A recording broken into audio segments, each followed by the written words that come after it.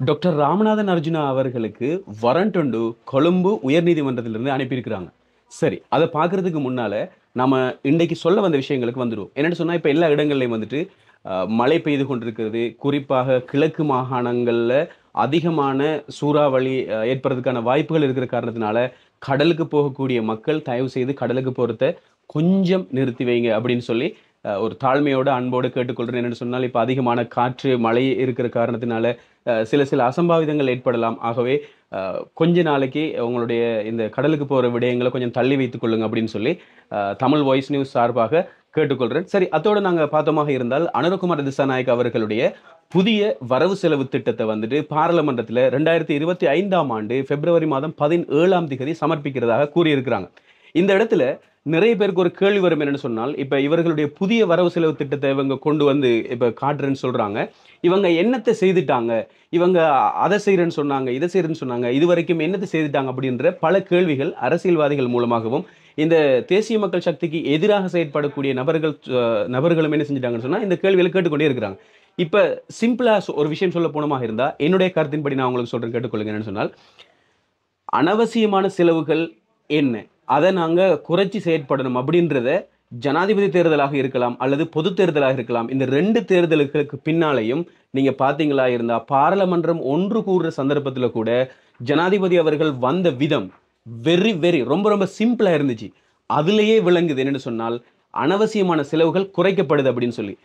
மேலே இருக்கக்கூடிய உயர் மட்டத்தில் இருக்கக்கூடிய ஒருத்தர் அவருடைய வேலையை சரியா செய்தாரா இருந்தால் கீழே இருக்கக்கூடிய அங்கிருந்து வடிந்தோடக்கூடிய நீர்கள் போகக்கூடிய இடங்கள் எல்லாம் சீராக இருக்கும் அப்படின்றது அவருடைய செயல்பாட்டில் அவர் காட்டியிருக்கிறார். இதை விட ஒரு உதாரணம் எதுவுமே தேவையில்லைன்னு நினைக்கிறேன். விளங்கிட்டா? ஜனாதிபதி தேர்தல் முடிஞ்சதுக்கு பின்னால பதவியேற்கிற சந்தர்ப்பத்தில் நீங்க பார்த்துருப்பீங்க, ரொம்ப எளிமையான முறையில் சாதாரணமாக அந்த விஷயங்கள் நடந்துச்சு.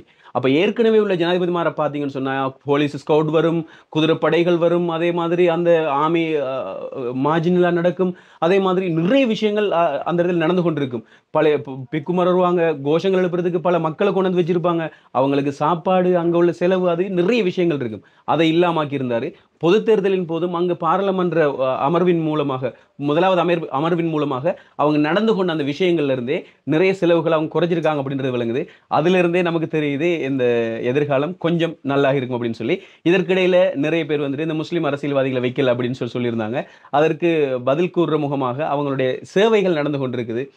என்னடா உபாசபாநாயகர் பெரிய ஒரு பதவி ஒன்றே ஒரு முஸ்லீம் ஒருத்தருக்கு கொடுக்கப்பட்டிருக்குது. அதே மாதிரி அம்பாறை மாவட்டத்தில் இருந்து அந்த கிழக்கு மாகாணத்தில் வந்துட்டு மக்கள் ஓட் போடவே இல்லை, முஸ்லீம் அமைச்சர்மார் அதிகமாக இருக்கவே இல்லை. அப்போ எங்க இருந்து அந்த அமைச்சு பதவிகள் கொடுக்கறது? அதிகமானது வந்துட்டு சிங்கள மக்களுக்கு கிடைச்சிருந்துச்சு, அதிகமானது வந்துட்டு பெரும்பான்மை மக்களுக்கு கிடைச்சிருந்த காரணத்தினால அவங்களுக்கு அதை சரியா தான் செய்து கொண்டு போறாங்களே தவிர இதில் நம்ம குறை சொல்றதுக்கு ஒன்றுமே இல்லை. எது எவ்வாறாக இருந்தாலும் அர்ஜுனோட குழப்பம் பெரிய ஒரு குழப்பமா போய் கொண்டிருக்குது. இப்போ அர்ஜுனா அவர்களுடைய குழப்பம் என்னன்னு சொன்னால், அந்த எதிர்கட்சி தலைவருடைய கதிரையில அவர் இருந்த அந்த சந்தர்ப்பத்துல அவர் வந்து இதுல எழுதி வச்சிருக்குதா, இதுல பேர் போட்டு வச்சிருக்குதா, அப்படி இப்படின்னு சொல்லி ஆரம்பிச்சு அதுக்கு பிறகு இதை சோஷியல் மீடியா தோண்ட தொடங்கி அவரோட பழைய ரெக்கார்டிங்ஸ்ல இருந்து பழைய நடவடிக்கைகள் இருந்து எல்லாத்தையும் திரும்ப திரும்ப தோண்ட தொடங்கினதுக்கு பிறகு இன்னும் ஒரு விஷயம் வந்திருக்கு. என்னன்னு சொன்னால், 2021ஆம் ஆண்டு பேஸ்லைன் வீதியில கார்ல சென்று கொண்டிருந்த ஒருத்தரை வந்துட்டு விபத்துக்குள்ளாக்கி அவருக்கு வந்துட்டு அடிச்சு அவரை காயப்படுத்தின ஒரு வழக்கொண்டு இவருக்கு இருக்குது. அந்த வழக்கு 2021ஆம் ஆண்டு பதிவு செய்யப்பட்டிருந்துச்சு. அந்த வழக்குக்கு இவர் சமூகம் அளிக்காம, கோர்ட்ஸுக்கு வராம இவர் பாராமுகமாக இவர் வந்துட்டு எஸ்கேப் ஆகிட்டே இருந்திருக்கிறார். அதன் காரணமாக இன்று கொழும்பு உயர்நீதிமன்றத்தினுடைய நீதிபதி மஞ்சுள ரத்நாயக் அவர்கள் யாழ்ப்பாணத்தில் உள்ள போலீஸ் பிரதிமா அதிபரை கொண்டு அவருக்கு வரண்ட் அனுப்பியிருக்கிறதாக தெரிவிக்கப்பட்டிருக்குது. எனவே அவர் கோர்ட்ஸுக்கு இப்போ போக வேண்டிய நிலைமை ஏற்பட்டிருக்குது. இப்போ ரொம்ப ப்ரெஷர் ஆகி கொண்டிருக்குது. இப்போ வந்துட்டு இந்த பாராளுமன்றம் எப்படி செய்கிறது, பாராளுமன்றத்தில் எப்படி அமர்றதுன்ற கிளாஸ்ல நடந்துச்சு. அந்த கிளாஸ்ல அவர் மன்னிப்பு கேட்கிறதாக சொல்லியிருந்தாரு. அது மட்டும் இல்லாமல் திரும்பவும் மறுபடியும் லைவை போட்டுக்கொண்டே இருக்கிறாரு. சிங்களத்திலேயே வேற கதைக்கிறாரு, தமிழ்ல வேற கதைக்கிறாரு. சரியான முறையில் சிங்களத்தை சில இடங்களில் உச்சரிக்கிறாரே இல்லை. அந்த இடத்துல சில வார்த்தைகளை கொஞ்சம் மிஸ் ஆக்கி விட்டுட்டாருன்னு சொன்னா இவர் பெரிய பாரதூரத்தை கொண்டு போயிட்டு விடுவார். தமிழ் மக்களுக்கு ஒரு பெரிய கஷ்டத்தை உண்டாக்குறதுக்கான ஒரு வழி ஒன்றை ஏற்படுத்துறாரு அப்படின்ற மாதிரி எனக்கு படுது. என்னன்னு சொன்னா, மக்கள் மீது அன்பின் காரணமாக நான் இதை சொல்றேன். அவரில் தனிப்பட்ட விரோதமோ அவர் தனிப்பட்ட கோபமோ எதுவுமே கிடையாது. அவர் எனக்கு எதுவுமே செய்யறது கிடையாது. ஆனால் அவர் செய்கின்ற நடவடிக்கைகளை பார்க்கும்போது சில அபாயத்துக்குள்ள தமிழ் மக்களை கொண்டு போய் தள்ளுவார் போல இருக்குது. அவர் கதைக்கிற கதைகள் எல்லாம் அப்படித்தான் இருக்குதுன்னு சொன்னால், அவர் சொல்றாருன்னு சொன்னா எல்லா ஊடகத்துக்கிட்டையும் இப்ப சொல்றாருன்னு சொன்னா சிங்கள ஊடகத்துக்குள்ள போய் சொல்றாருன்னு சொன்னால், ஆஹ் சிங்கள மக்களுக்கு ஒரு கோட் போட்டு அவருக்கு நிம்மதியா தூங்க முடியும்னு சொன்னா அதே விஷயம் தான் எங்களுக்கு வேணும்னு நான் கேட்கிறோம் அப்படின்னு சொல்றாரு. இப்ப யுத்தம் முடிஞ்சு இப்ப எல்லாருக்கும் ஒரே மாதிரி தான் இருக்கு. அவங்க கோட்டும் போடலாம், அவங்க தூங்கவும் செய்யலாம், அவங்களோட கலாச்சாரங்களை அவங்க செய்யலாம். அதற்கு இடமளிக்கப்பட்டிருக்குது. இந்த முறை மாவீர தினத்துக்கு கூட பிரபாகரன் அவர்களுடைய போட்டோவை மட்டும்தான் போடக்கூடாதுன்னு சொல்லியிருக்குது. மற்றபடி உங்களுடைய சொந்தக்காரர்களுக்கு நீங்க நினைவேந்தலுக்காக வேண்டி உங்களுடைய சடங்குகளை நீங்க செய்யலாம்னு சொல்லி அரசாங்கம் அனுமதிச்சிருக்குது.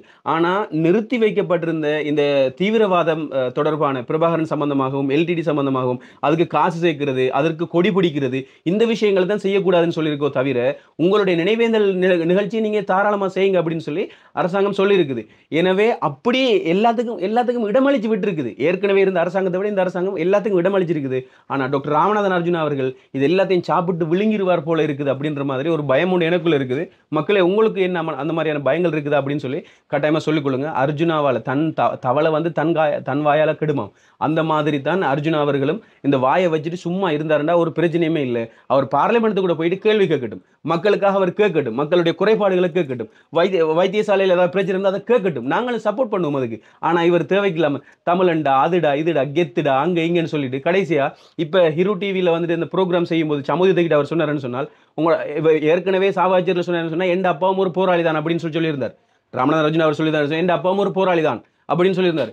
அப்ப சமுதித்த கேள்வி கேட்கும் அவர் சொல்லிடுறாருன்னு சொன்னா இல்ல, அவர் டிரைவரா தான் இருந்தாரு, அவர் டிரைவர் வேலை தான் செய்தாரு, எல்டிடிக்குள்ள அவர் இருக்கல, எல்டிடியில் போலீஸ் ஒன்று ஆரம்பிச்சாங்க, அதுக்கு புத்தகத்தை டிரான்ஸ்லேட் பண்ணி தர சொன்னாங்க, அந்த டிரான்ஸ்லேட் வேலையை தான் செய்தார் அவர், அதுக்குள்ள சேர்ந்து இருக்கல அப்படின்ற மாதிரிலாம் அவர் என்ன செஞ்சிருந்தாரு சொல்லியிருந்தார். மறுபடியும் கேட்டிருந்தாங்க, அப்போ அதில் ஒரு ஒரு உறுப்பினராகவாவது இருந்தாரான்னு கேட்டு இல்லை, அப்படி இல்லை, ஒரு புத்தகத்தை வந்துட்டு அவருக்கு சிங்கள மொழி தெரியும், 7 மொழிகள் தெரியும் அர்ஜுன ராமநாதன் அவர்களுடைய அப்பாவுக்கு, அதனால சிங்கள மொழியில இருக்கக்கூடிய புத்தகத்தை தமிழுக்கு டிரான்ஸ்லேட் பண்ணி கொடுக்குறது அவர் போனாராம் அப்படின்னு சொல்லி சிம்பிளா சொல்லி விட்டார். இதுல இருந்தே அப்பா போராளி இல்லைன்றது அவரே அவர் வாயில ஒத்துக்கொண்டாரு.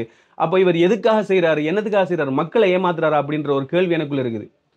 உங்களுடைய கருத்துக்கள் என்ன அப்படின்றத கட்டாயமா கமெண்ட்ல சொல்லுங்க. இன்றைக்கு கொண்டு வரக்கூடிய முக்கியமான விஷயம் என்னன்னு சொன்னா, இன்றைக்கு பொதுவாக பேசக்கூடிய முக்கியமான விஷயம் என்ன சொன்னால், இலங்கையில் அதிகமான இடத்துல மழைகள் பெய்து கொண்டிருக்குது. குறிப்பாக கிழக்கு மாகாணங்கள்ல அபாயத்துக்குரிய விஷயங்கள் இருக்குது. தென் மாகாணங்கள் கிழக்கு மாகாணத்தில் வந்துட்டு அபாயமான விஷயங்கள் இருக்குது, நடக்கிறதுக்கு வாய்ப்புகள் இருக்குது.